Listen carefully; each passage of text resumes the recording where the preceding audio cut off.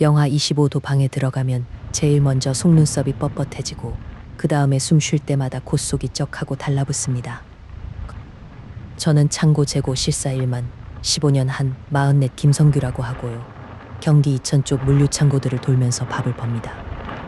그 냉동 창고 얘기는 첫날 밤부터 해야 되는데 사무실 철문을 열자마자 문 안쪽 성에에 손자국이 잔뜩 찍혀 있었거든요.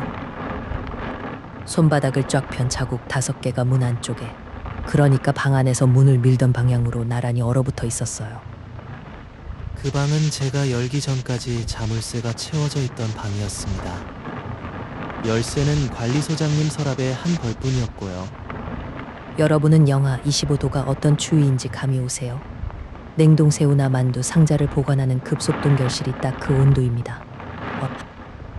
거기서 맨손을 철문에 대면 살이 그대로 붙어버려요. 장갑을 벗고 성에의 손자국을 찍을 수 있는 사람은 없다는 얘기죠. 그날 밤에 냈어 그렇게 정리했습니다. 성에라는 게 녹았다 얼었다 하다 보면 별별 모양이 다 생기는 거라고요. 그 현장에 어떤 데였냐면요.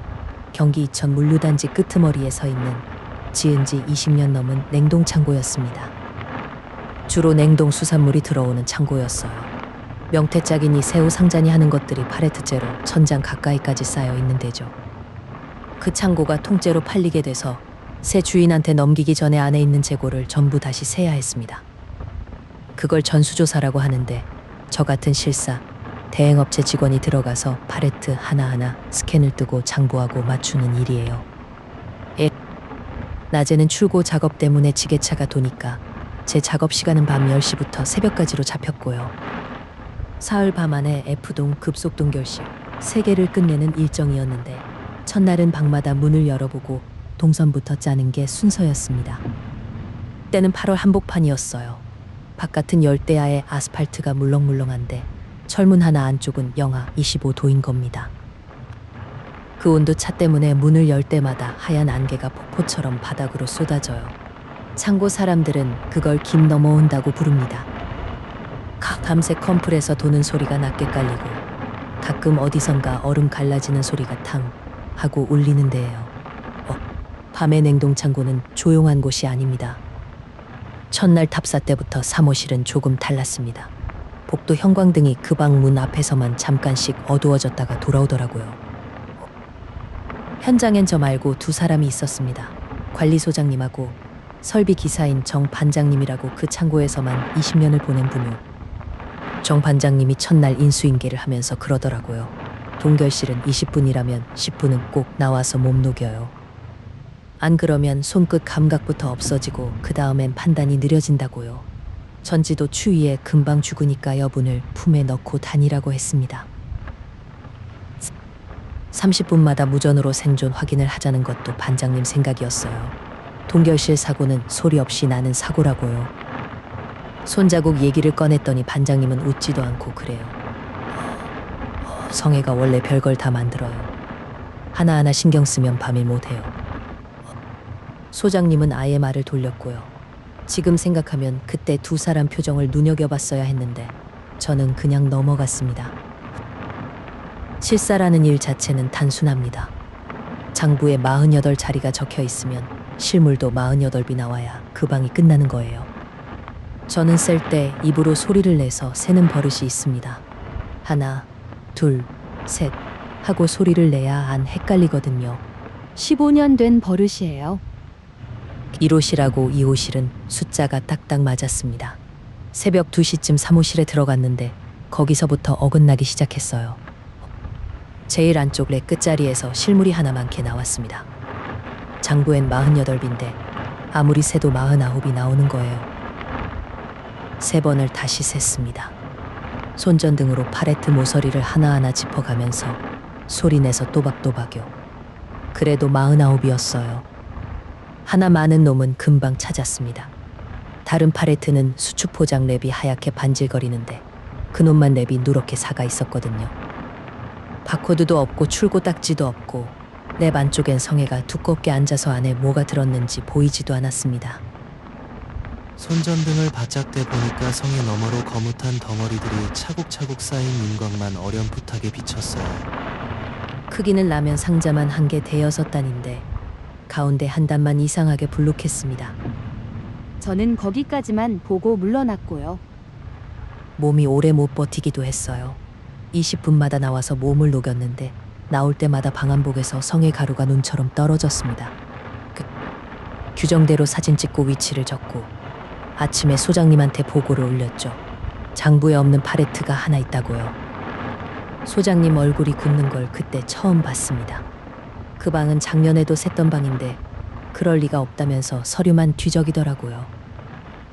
반장님은 마당에서 담배를 태우다가 제 말을 듣더니 반도 안 탄 담배를 그대로 바닥에 비벼 껐습니다. 두 사람 다 그 팔레트를 직접 보러 가자는 말은 끝까지 안 했어요. 그게 그날 아침에 제일 이상한 점이었습니다.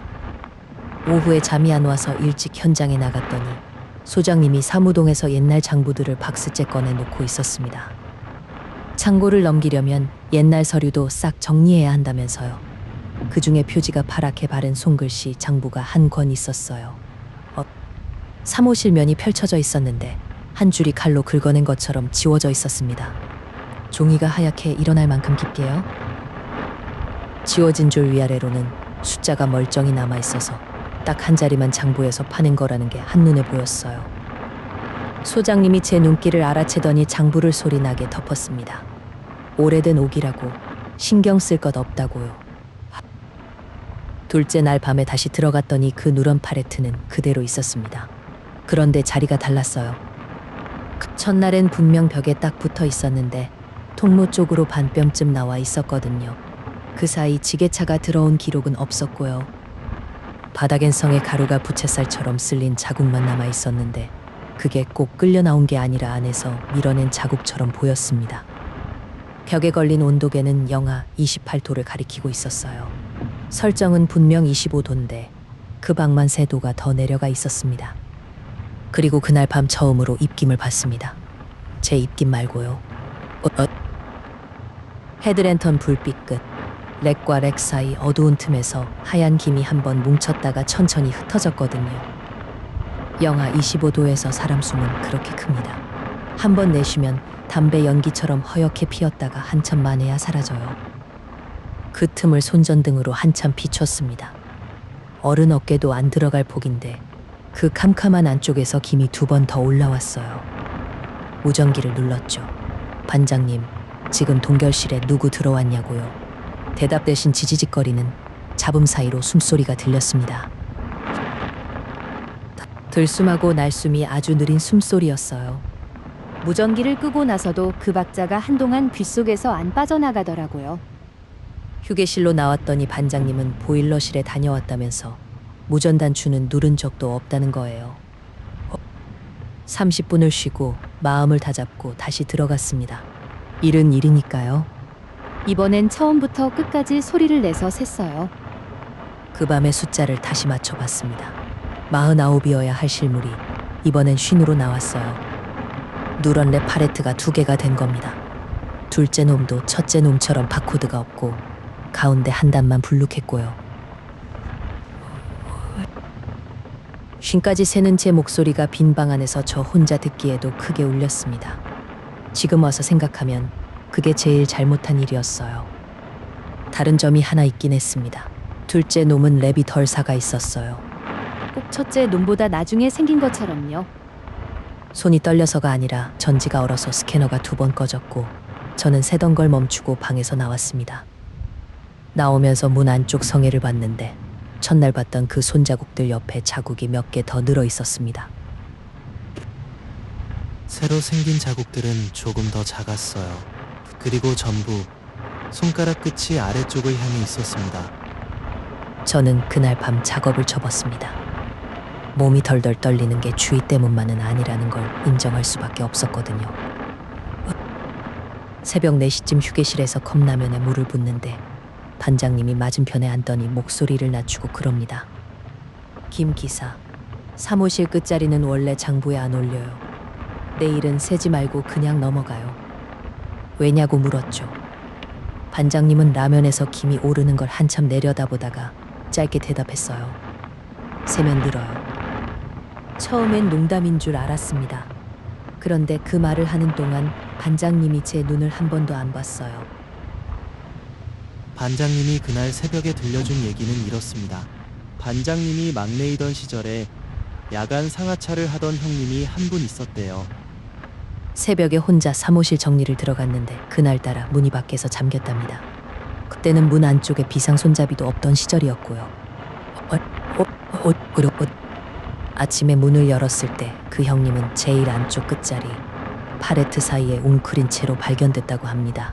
그 얘기는 거기까지만 할게요. 문 안쪽 성에엔 손자국이 가득했는데 이상하게 전부 손가락이 아래를 향해 있었답니다. 서서 두드린 자국이 아니라는 거죠. 그 뒤로 몇 년에 한 번씩 그 끝자리에 장부에 없는 자리가 하나씩 생긴답니다. 누렇게 삭은 랩에 감긴 채로요. 가만두면 그대로랍니다. 그런데 누가 그걸 장부에 올리겠다고 세기 시작하면 다음 날 꼭 하나가 더 는데요. 그래서 20년 전에 소장님하고 둘이서 그 자리를 장부에서 긁어냈다는 겁니다. 세지 않으면 없는 자리니까요. 그 형님 성함은 끝까지 안 알려주더라고요. 이름을 부르는 것도 세는 것하고 비슷한 일이라면서요. 왜 진작 말해주지 않았냐고 했더니 반장님이 그래요. 미리 말하면 다들 웃는다고. 그리고 웃은 사람은 꼭 한 번씩 세보러 들어간다고요. 저는 반쯤 흘려들으려고 했습니다. 창고밥을 오래 먹으면 누구나 자기만의 미신이 하나씩 생기거든요. 그런데 흘려듣기엔 제 눈으로 본 게 벌써 2개였고 장부에서 칼로 파는 자국도 이 눈으로 봤단 말이죠. 그날 아침 모텔로 돌아가는 길부터 이상했습니다. 몸은 다 녹았는데 머리가 자꾸 뭘 세고 있는 거예요. 신호 대기 중에 가로등을 세고 방에 들어가선 옷걸이를 세고 천장 벽지 무늬를 세다가 잠들었습니다. 오후에 나오면서 무심코 복도 방문을 셌어요. 7개였습니다. 저녁 먹고 들어올 때 다시 세니까 8개였고요. 끝에 하나가 더 있었는데 문패가 없고 손잡이에 성에가 하얗게 앉아 있었습니다. 한여름 모텔 복도 한가운데서요. 저는 그 문을 안 열었습니다. 방에 들어와 커튼을 치고 그 밤부터는 뭘 세는 걸 그만두려고 애를 썼어요. 저녁에 아내한테 전화해서 목소리를 좀 듣고 별일 없다고 했습니다. 끊고 나서 보니 제가 통화 시간을 조 단위까지 들여다보고 있더라고요. 그게 잘 안 됩니다. 여러분도 한번 해보세요. 아무것도 세지 말자고 마음먹는 순간부터 세상이 전부 숫자로 보입니다. 셋째 날 낮에 본사 과장님한테 전화가 왔습니다. 매수인 쪽에서 전수실사 확인서를 요구한다고요. 장부에 없는 물건이 있으면 전부 사진을 찍고 수량에 올리고 소명 자료까지 만들라는 지시였습니다. 사무실 끝자리는 빼면 안 되겠냐고 돌려서 물었더니 과장님이 어이없다는 듯 웃어요. 실사원이 자리를 왜 빼냐고요. 맞는 말이죠. 서류의 세계에선 그게 맞습니다. 실사원이 안 센 자리는 일을 안 한 자리니까요. 과장님 잘못이 아닙니다. 그 창고 담장 밖에서 들으면 미친 소리라는 걸 저도 아니까 더는 못 물었어요. 전화를 끊고 창고로 가는 내내 반장님 목소리가 귓가에 걸렸습니다. 세면 늘어요. 그 5글자가요. 창고 마당에 차를 대는데 F동 지붕 너머로 여름 소나기가 몰려오고 있었습니다. 공기가 무겁고 비린 저녁이었어요. 밤 10시 소장님은 사무동에 남고 반장님이 F동 입구까지 같이 와줬습니다. 반장님이 문 앞에서 그래요. 15분만 있다가 나와요. 내가 여기서 문 잡고 있을 테니까. 방한복을 껴입고 여분 전지를 안주머니에 넣고 스캐너하고 휴대전화만 들고 들어갔습니다. 사진 몇 장만 찍고 나올 생각이었어요. 끝자리에 도착해서 손전등을 들었다가 저는 그 자리에 그대로 섰습니다. 누런 팔레트가 3개였거든요. 하루 만에 하나가 또 는 겁니다. 제가 어젯밤에 둘째 놈까지 소리내서 세고 나온 바로 그 다음에요. 그리고 가운데 놈 랩의 성에가 녹은 자리가 있었습니다. 손바닥 모양으로 안쪽에서부터요. 영하 25도 방에서 성에가 녹으려면 안쪽에서 따뜻한 게 다 있어야 합니다. 그거 하나는 제가 확실히 아는 물리예요. 사진 한 장만 찍고 나가자 머릿속엔 그 생각뿐이었어요. 그런데 휴대전화가 추위에 그 자리에서 툭 하고 꺼졌습니다. 스캐너로라도 기록을 남기려고 렉 번호를 찍는데 등 뒤에서 랩 당겨지는 소리가 났습니다. 비닐이 조금씩 늘어나다가 뜯기는 소리요. 포장일 해보신 분은 아실 텐데 그 소리는 절대로 혼자 안 납니다. 돌아봤을 땐 아무것도 없었습니다. 다만 가운데 팔레트의 랩이 아까보다 눈에 띄게 헐렁해져 있었어요. 랩 꼭대기에서 성에 가루가 한 줌 떨어져 내린 게 그 다음이었습니다. 뭐가 위에서 지나간 것처럼 제 어깨 위로요. 그때 문 쪽에서 철컹 하는 소리가 났습니다. 사무실 철문이 닫히는 소리였습니다. 반장님이 잡고 있겠다던 바로 그 문이요. 뛰어가서 비상 손잡이를 눌렀는데 손잡이가 내려가다 마는 느낌이 있었습니다. 바깥에서 뭔가가 문을 지그시 누르고 있는 것처럼요. 두드리고 소리를 질렀죠. 반장님, 문이요. 문. 제 목소리가 방 안에서만 뱅뱅 돌았습니다. 동결실 벽은 소리를 안 내보냅니다. 냉기가 못 새게 만든 방은 소리도 못 새는 방이거든요. 그때부터 헤드랜턴이 깜빡이기 시작했어요. 전지가 추위에 반쯤 죽어가는 거였죠. 불이 붙었다 나갔다 할 때마다 통로 안쪽 어둠 속에서 하얀 입김이 한 뭉치씩 피어올랐습니다. 처음엔 끝자리 쪽에서요. 그 다음엔 세 칸 앞에서요. 불이 다시 들어올 때마다 김이 피는 자리가 한 칸씩 가까워졌습니다. 발소리는 한 번도 안 들렸습니다. 랩 쓸리는 소리하고 아주 느리고 깊은 숨소리만 점점 또렷해졌어요. 여분 전지로 갈아 끼우려고 장갑을 벗었는데 손가락이 곱아서 뚜껑이 안 열렸습니다. 그 몇 초 사이에 랜턴이 완전히 나갔고 저는 영하 25도짜리 캄캄한 방 한가운데에 혼자 서 있게 됐습니다. 어둠 속에서 들리는 건 제 심장 뛰는 소리하고 컴플에서 도는 소리하고 그리고 어딘가에서 이어지는 그 느린 숨소리였어요. 저도 모르게 입속으로 새고 있었습니다. 15년 버릇이 그 와중에 나온 거예요.